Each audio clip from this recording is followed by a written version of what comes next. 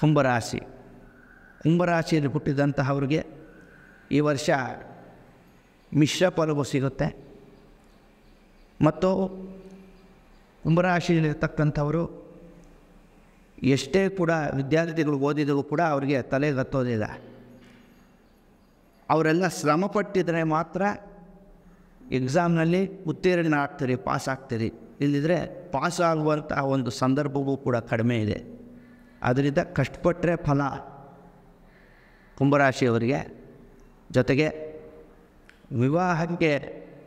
ವಿವಾಹ ಆಗಿರ್ತಕ್ಕಂಥವ್ರಿಗೂ ಕೂಡ ಪರಸ್ಪರ ಪ್ರೇಮ ಇರೋದಿಲ್ಲ ಈ ವರ್ಷ. ಅಯ್ಯಪ್ಪ ಸಾಕು, ಈ ಜೀವನ ಬಿಟ್ಟೋಗ ಅಂಥ ಸಂದರ್ಭ ಬಂದಾಗ ತಾವು ಮೌನವಾಗಿದ್ದುಬಿಟ್ರೆ ಈ ವರ್ಷ ಆ ಒಂದು ಬೇರೆ ಬೇರೆ ಆಗುವಂಥ ಸಂದರ್ಭ ಕೂಡ ತಮಗೆ ಕಡಿಮೆ ಆಗುತ್ತೆ.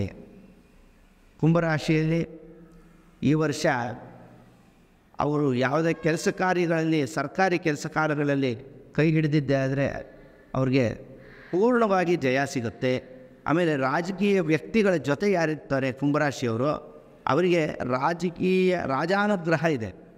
ರಾಜ ಮರ್ಯಾದೆ, ರಾಜಾನುಗ್ರಹ ಅಂದರೆ ಮಂತ್ರಿಗಳಿಂದ ಅವರಿಗೆ ಮರ್ಯಾದೆ ಆಗುವಂಥದ್ದು, ಮಂತ್ರಿಗಳಿಂದ ಅವರಿಗೆ ವಿಶೇಷವಾದಂಥ ಉಡುಗೊರೆ ಕೊಡುವಂಥ ಫಲಗಳು ಅವರಿಗೆ ಸಿಗುತ್ತೆ.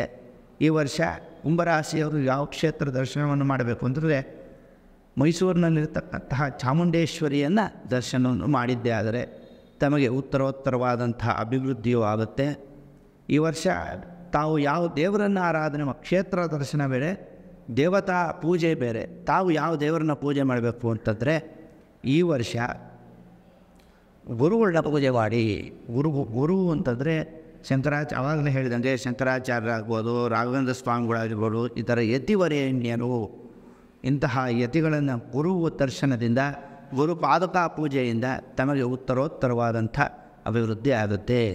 ಅದೇ ರೀತಿ ಇದೆಲ್ಲ ಏನೇ ಇರಬಹುದು, 12-12 ರಾಶಿಗಳಲ್ಲಿ ಹುಟ್ಟಿದಂಥವರು ಮೇಲಿನ ನೋಟಕ್ಕೆ ಈ ಭವಿಷ್ಯ 100% ಆಗೋದಿಲ್ಲ. ಯಾಕೆ ಅಂತಂದರೆ ಇದೆಲ್ಲ ರಾಶಿ ಭವಿಷ್ಯ.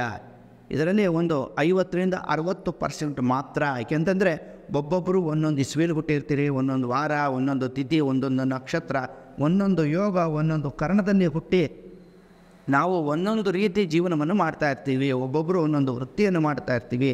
ಒಬ್ಬನಿಗೆ 5 ವರ್ಷ ಇರುತ್ತೆ, ಒಬ್ರಿಗೆ 15 ವರ್ಷ ಇರುತ್ತೆ, ಒಬ್ರಿಗೆ 50 ವರ್ಷ ಇರುತ್ತೆ.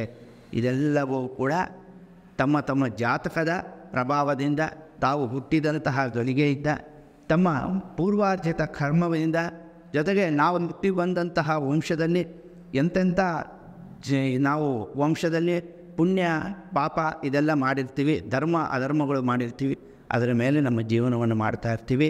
ಅದೇ ರೀತಿ ಈ ಕ್ರೋಧಿ ನಾಮ ಸಂವತ್ಸರವು ಇಲ್ಲಿ ನೋಡ್ತಕ್ಕಂಥ ಎಲ್ಲ ಸದ್ಭಕ್ತರಿಗೂ ಒಳ್ಳೆಯದನ್ನು ಮಾಡಲಿ. ಪರಮೇಶ್ವರನು ಸದ್ಬುದ್ಧಿಯನ್ನು ಕೊಟ್ಟು ಒಳ್ಳೆಯ ಧರ್ಮವನ್ನು ಮಾಡುವಂತಹ ಒಂದು ಚೈತನ್ಯವನ್ನು ತಮಗೆಲ್ಲ ಕೊಡಲಿ.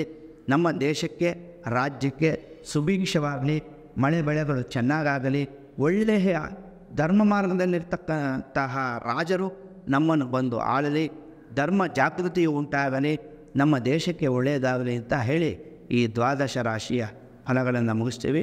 ಸರ್ವೇ ಜನಾಃ ಸುಖಿನೋ ಭವಂತು, ಸಮಸ್ತ ಸನ್ಮಂಗಳಾನಿ ಭವಂತು. ನಮಸ್ಕಾರ.